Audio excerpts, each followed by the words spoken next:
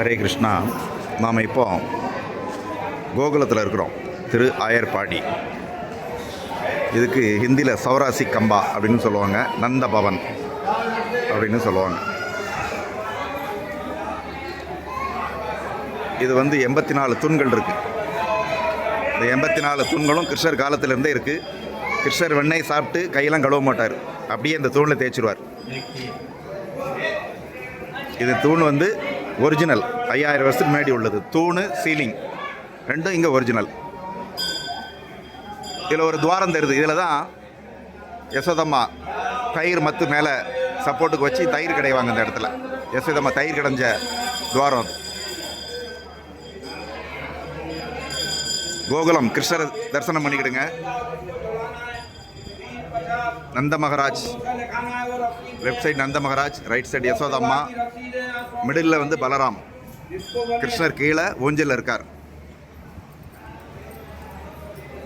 ஊஞ்சலில் இருக்கார் கிருஷ்ணர். பலராமர், நந்த மகாராஜ், யசோதம்மா.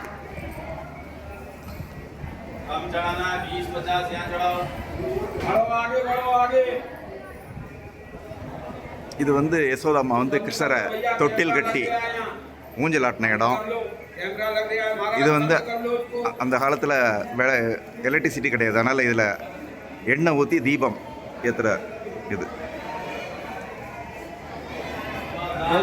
நல்லா சேவிச்சுக்கோங்க. கோகுலம் வராதவங்க இது நல்லா சேவிச்சுக்கோங்க. 84 தூண் இருக்குது. 80 தூண்கள் விஸ்வகர்மா கட்டி கொடுத்தது.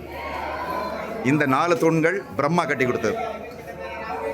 எல்லாம் சேர்த்து மொத்தம் 84 தூண்கள். திரு ஆயர்பாடி கோகுலம்.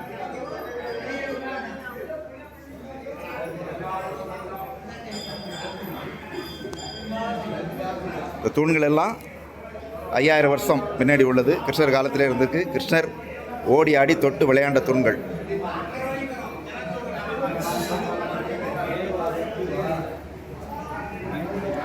இங்கே ஒரு சுவாரஸ்யமான ஒரு சம்பவம் நடந்தது.